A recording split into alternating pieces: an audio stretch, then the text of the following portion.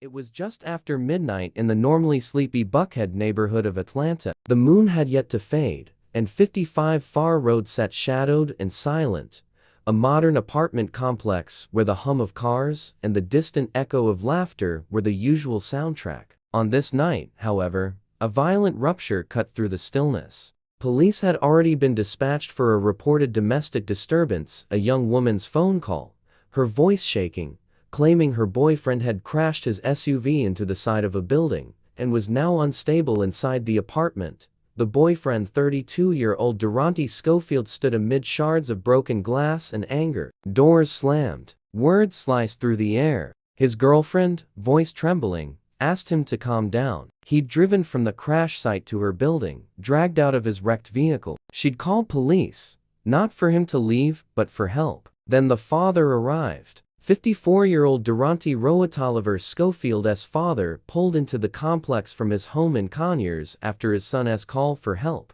He walked into that apartment as if to restore calm, but instead walked into a tinderbox. He found his son irate, the girlfriend upset, broken glass, and a car crashed 2 miles away in the rear view. The air was thick with something dangerous, something about to snap. Eyewitnesses heard the argument from balconies, the voice of the son rising, the father stepping in, and then briefly an uneasy calm. The father and son left the apartment together. They exited into the parking lot. The friend of the girlfriend remained inside. Police were still on site. The investigation of the crash just begun, lights flashing in the periphery. The father's SUV sat under a lamp, the cold concrete slick with autumn dew. Then the crash door slamming happened. The son slammed the door of his father's Jeep Wrangler. A trivial gesture? Maybe. A signal of frustration? Almost certainly. Tolliver turned toward his son. A moment of tension, one of those slow-motion seconds that feel like eternity. The father asked him to calm down. He alleged his son pushed him off. He told police he saw a movement toward the son's waistband and believed a gun was coming out. He said he reacted in self-defense. But the investigation found no gun on Schofield. And then the bullets. 12 shots. Pop, pop, pop. A resident recalled hearing from their bedroom window. They didn't want to look. They didn't want to know. 4 shells lay on the asphalt. The father's gun dropped on impact. Schofield lay near the parking lot, motionless, bleeding. The father was taken into custody, the horror unfolding in the amber glow of streetlights as police belt blocked the complex. Detectives combed through the parking lot, flashlights cutting through the darkness, chalk outlines, casings. They found prior calls to the apartment, 17 in total, neighbors said. This wasn't the first call for trouble. A storm had been brewing for weeks. In the interrogation room, Tolliver sat across from officers. He repeated his belief. He reached for his waistband.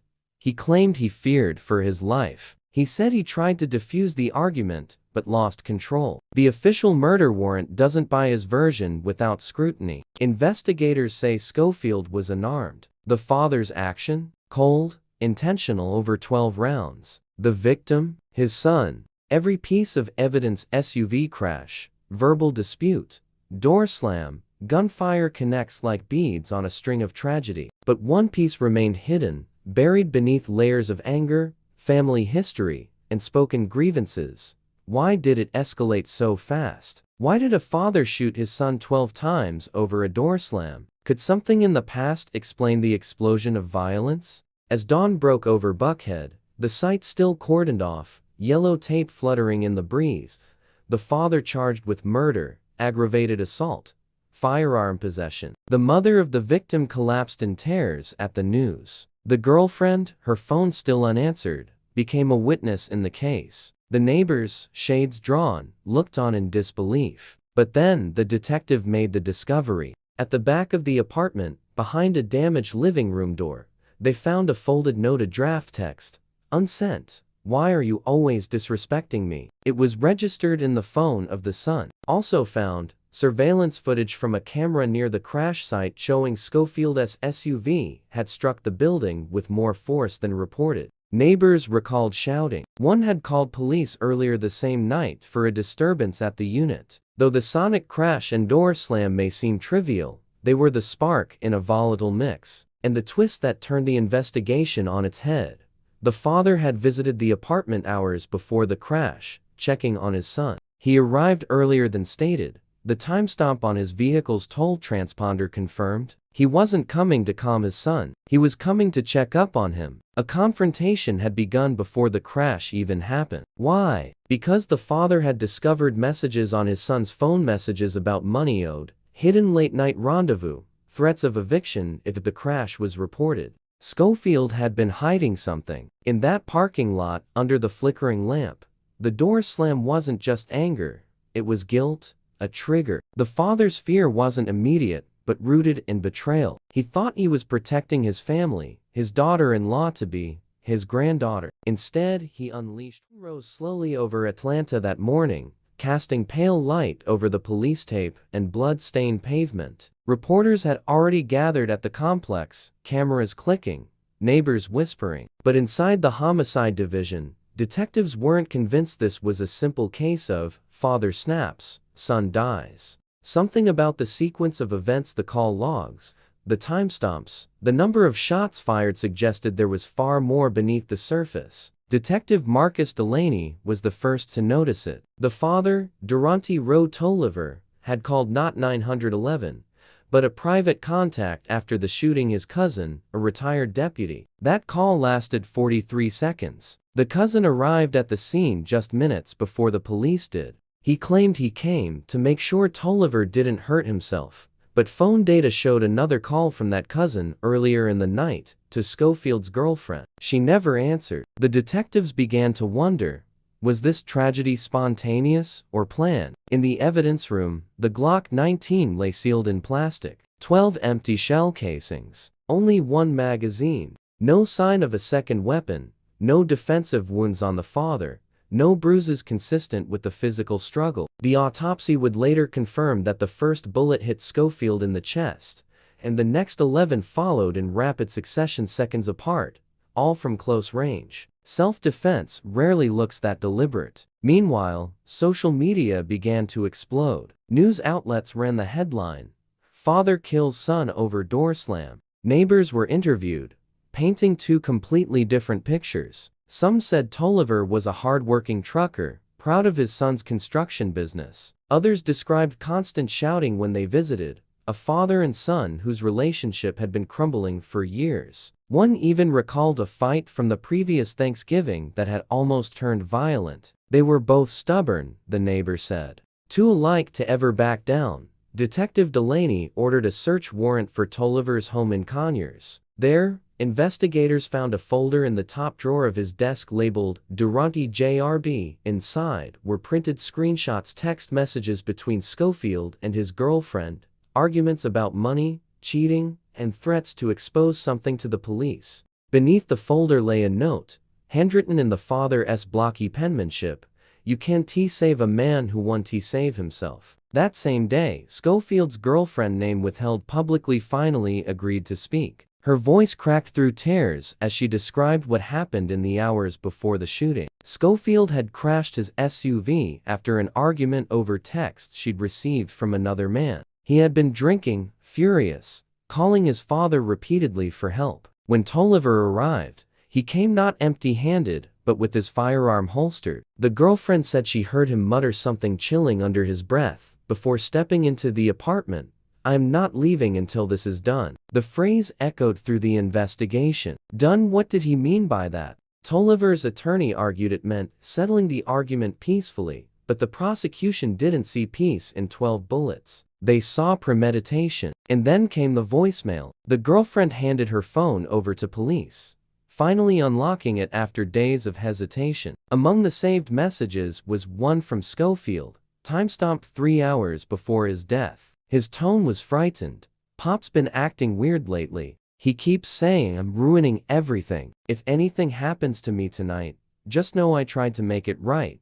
Detectives froze. This wasn't random. This wasn't heat-of-the-moment rage. It sounded like Schofield knew something was coming. As they cross-referenced records, a financial link appeared. The father had been under investigation for fraudulent trucking invoices, $78,000 in falsified contracts traced back to a company that, on paper, belonged to his son. Investigators theorized that Schofield had recently discovered the scheme and threatened to report it. The father, fearing exposure and financial ruin, drove to Atlanta that night not to calm his son, but to silence him. When confronted, Tolliver denied everything. Sitting in the interrogation room, he repeated the same calm story. He saw his son reach for his waistband, thought he was armed, and fired. But detectives showed him the autopsy photos, the angles of the shots, the tight grouping to the chest. "That's not panic shooting," Delaney said. "That's precision." Tolliver's eyes flickered, just once. Then he leaned back, stared at the ceiling, and said,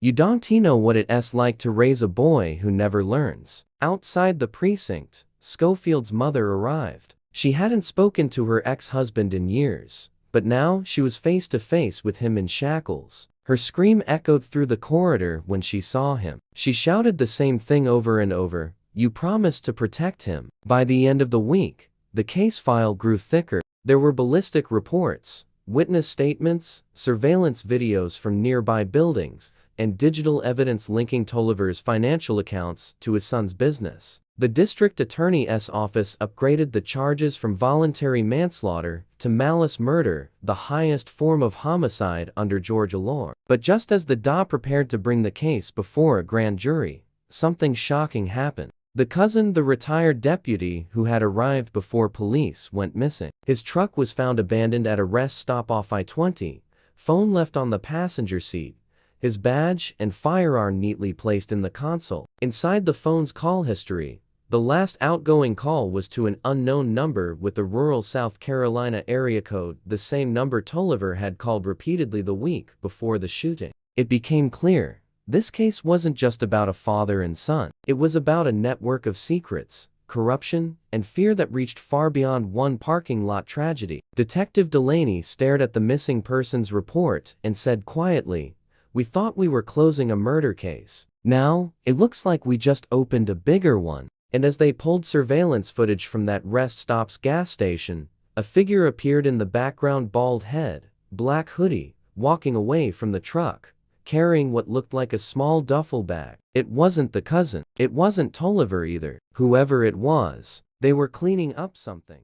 The disappearance of Tolliver's cousin, the retired deputy, turned a straightforward homicide into a tangled web of deceit. Detective Marcus Delaney stood in the dim light of the evidence room, staring at the new file stamped "Missing Person, Possible Witness Tampering." Every time the detectives thought they had a grasp on the story, it slipped away like smoke. The cousin's disappearance wasn't random. Delaney was sure of it. Phone records placed him in the same location as a storage facility on the outskirts of Covington, Georgia, 2 hours after the murder. It was registered under an alias, J.R. Transport Logistics, but when investigators pried open the metal door, they didn't find trucking equipment. They found something far more incriminating. Inside the storage unit sat boxes of unregistered firearms, falsified documents, and an envelope filled with cash, 46,000 in small bills. On top of it, a folded piece of paper,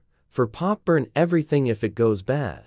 The handwriting was a match for Durante Schofield, the dead son. The discovery sent shockwaves through the department. What had Schofield been involved in? Was the father covering his own crimes or cleaning up his son's mess? Delaney's partner, Detective Iris Monroe, wasn't convinced this was simply family drama gone violent. She dug deeper into the trucking company's records. Every document led to the same pattern: false invoices, ghost shipments, and shell companies. The deeper she looked, the clearer it became. This wasn't a local hustle. It was a laundering ring moving illegal cash through interstate freight routes, and the road Tolliver family business was smack in the middle of it. When police searched Schofield's apartment again, they found a hidden external drive behind a loose bathroom tile. It contained video logs, Schofield speaking directly to the camera, like a confession. "If anything happens to me, just know Pop's in deep with people he can't talk about. He thinks he can protect us, but he's gone too far. I tried to pull out. I tried." Delaney replayed the file over and over. The timestamp, 2 days before the shooting. At that moment, the narrative shattered. It wasn't simply a domestic dispute over anger or a slammed door, it was the violent implosion of a family entangled in organized crime. Investigators discovered that the cousin, the missing deputy, had helped Tolliver move shipments without inspection in exchange for hush money. Schofield found out, confronted his father, and threatened to go to the authorities. The crash earlier that night wasn't random either. It happened while Schofield was trying to flee after arguing with his father on the phone. The night of the murder now looked deliberate. Tolliver had driven to Buckhead not to calm his son, but to stop him from talking. The door slam wasn't what triggered the shooting, it was what followed. Schofield yelling, "You'll go down for this, Pop," right before the gunfire started. By the time prosecutors pieced it together, the story in the headlines had shifted. Atlanta family's murder case linked to money laundering and missing deputy. But the case took yet another turn when surveillance footage from the rest stop where the cousin vanished was digitally enhanced. The man in the hoodie walking away from the truck, wasn't he a stranger? It was Durante Rowe Tolliver's brother, Gerald, a man with a prior conviction for weapons trafficking. He had crossed into South Carolina that same night, hours before the missing deputy's phone went dead. A warrant was issued, and the U.S. Marshals joined the search. Meanwhile, Tolliver remained behind bars in Fulton County Jail, refusing interviews, refusing bail. When Detective Monroe met him face to face for the last time, he said something that still haunted her. "You think you're chasing the truth, detective, but the truth doesn't live in courtrooms. It lives in graves." Days later, a fisherman found a decomposed body in a swampy area along the Georgia-South Carolina border. Dental records confirmed it was the missing cousin. A single bullet wound to the back of the head. The shell casing matched the same Glock that killed Schofield. The implication was chilling. Tolliver's weapon had been used again after it was confiscated. Someone had access to it. Someone inside the system. The investigation stalled. Evidence vanished from the lockup. Chain of custody broken. The Internal Affairs Division launched an inquiry, suspecting a leak within the police department. It turned out the missing deputy had been the middleman between the Rowe Tollivers and a handful of corrupt officers who were making money off falsified freight logs. The case had become radioactive to dangerous, too entangled in local law enforcement. Detective Delaney found himself at odds with his own department. He pushed too hard, asked too many questions, and suddenly found his suspension papers waiting on his desk. But Monroe refused to stop. She drove to Conyers and interviewed Tolliver's estranged wife, the mother of the slain son. What she revealed tore the final layer off the facade. Months before the shooting, Schofield had taken out a life insurance policy worth $500,000, naming his father as the sole beneficiary. But what no one noticed until Monroe did was that a new clause had been added just 2 weeks before his death: accidental death coverage that doubled the payout. That discovery reframed everything. The shooting wasn't self-defense. It wasn't rage. It was greed. And the door slam? It was the perfect lie to cover the perfect crime. But as Monroe prepared to present her findings, she received a text from an unknown number. "Stop digging or you'll end up like him." That message came from a prepaid phone that pinged off a tower in South Carolina near the same swamp where the cousin's body was found. Someone was still cleaning up loose ends. As Monroe sat in her car outside headquarters, staring at the message, a dark sedan pulled up across the street. Tinted windows, engine idling. She looked up, heart pounding, and realized the story wasn't over, because someone else knew exactly what happened that night between a father and son, and they were willing to kill again to keep it buried. Detective Iris Monroe knew she was being watched. The text message had confirmed what she feared. Someone inside the system wanted this case buried. The death of Durante Schofield was never meant to be investigated this deeply. It was supposed to be written off as domestic violence gone too far. But Monroe had seen enough cases to recognize a cover-up when it stared back at her. She'd spent the night in her car, parked 2 blocks from the precinct. Around 3:00 a.m., black sedan circled twice before disappearing into the darkness. She didn't sleep after that. Instead, she drove to the evidence impound lot, the one storing the SUV Schofield had crashed the night of his death. What she found inside the glove box changed everything. Folded neatly inside a plastic grocery bag were 2 flash drives and a crumpled letter, written in Schofield's handwriting. The letter began with 5 chilling words. "If you're reading this, I'm gone." He detailed everything: how he'd uncovered his father's involvement in the laundering network, how the cousin and Gerald were moving guns under the guise of freight shipments, and how Tolliver had warned him to keep quiet or else. Schofield wrote that he planned to meet a federal contact the night he died, to hand over the evidence. He never made it there. Monroe immediately knew what those drives contained. Evidence. Proof. The kind that could bring down everyone involved, including dirty officers in her own department. She didn't trust anyone now, not her superiors, not her partner's replacements, not the DA's office. She took the drives to a private tech lab outside the city and had them decrypted. The contents were staggering: shipment manifests, cash drop schedules, and even video recordings of meetings between Tolliver, the cousin, and a man only known by the initials R.C., a logistics contractor with federal ties. In one of those recordings, Tolliver could be heard saying,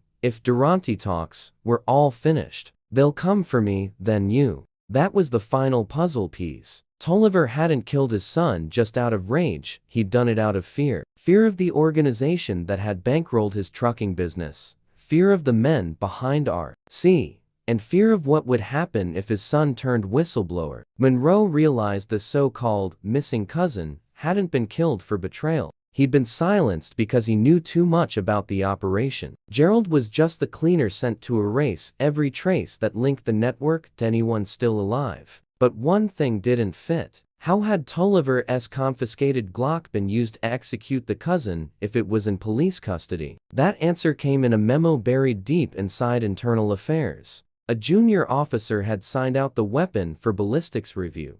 The officer's name: Sergeant Ryan Cole. The same initials, R.C. Cole wasn't a contractor. He was a cop. And he wasn't just involved, he was running the entire laundering scheme from within. Monroe's heart sank. Cole had been with the department for 12 years, a decorated veteran who'd served under 3 chiefs. He'd mentored Tolliver's cousin during his deputy years. He had access to evidence rooms, case files, and firearms. And now, with Monroe in possession of the flash drives, he had a reason to make her disappear. That night, Monroe didn't go home. She went straight to a federal field office in Marietta. There, she handed over the drives to an FBI contact she trusted, Special Agent Leila Vance. Within hours, the Bureau opened a sealed investigation into Cole and the logistics network. The arrest came fast and brutal. A 5:00 a.m. raid. Cole was dragged from his home, half-dressed, shouting about deals and immunity. His house was filled with safes and burner phones. In one safe, agents found over $200,000 in cash, and the original Glock used in both murders. At last, the chain was complete. Durante Rowe Tolliver was charged with murder, obstruction, and racketeering. His brother Gerald faced federal charges for witness tampering and interstate conspiracy. And Sergeant Cole, the man who orchestrated it all from behind the badge, was indicted on multiple counts of corruption, trafficking, and accessory to murder. But justice in Georgia rarely feels clean. Months later, as the trial began, Tolliver's demeanor shifted. He was calm, almost detached. On the stand, when asked why he killed his own son, he gave a haunting answer that silenced the courtroom. "I didn't kill him because I wanted to. I killed him because they said if I didn't, they'd take my granddaughter next." No one could prove the threat was real. No one could prove it wasn't. The jury deliberated for 12 hours. Tolliver was found guilty of malice murder and sentenced to life without parole. His brother received 25 years. Cole accepted a plea deal, naming higher-ups in the logistics chain who'd since vanished overseas. But for Detective Monroe, the case never truly ended. 6 months later, she received an unmarked envelope in her mail. Inside was a single photo of her, sitting in her car the night she'd found the flash drives. The picture had been taken from across the street. No note, no sender, just that photo. The message was clear. Someone was still watching. The Georgia family tragedy had officially closed in court, but the ghosts of its secrets still lingered in the quiet corners of Atlanta's highways and freight yards. Somewhere out there, The money kept moving. The shipments kept running. And the people who'd started it all remained free. Monroe pinned the photo to her board, lit only by the glow of her desk lamp, and whispered to herself, "It started with a door slam." But it was never about the door. She exhaled slowly, looking at the faces on the board: father, son, cousin, cop, and felt the weight of what justice costs when blood runs through every link of a family chain. If this story left you stunned, there's more where that came from. Hit subscribe, turn on notifications, and share this story because the next case might be even darker.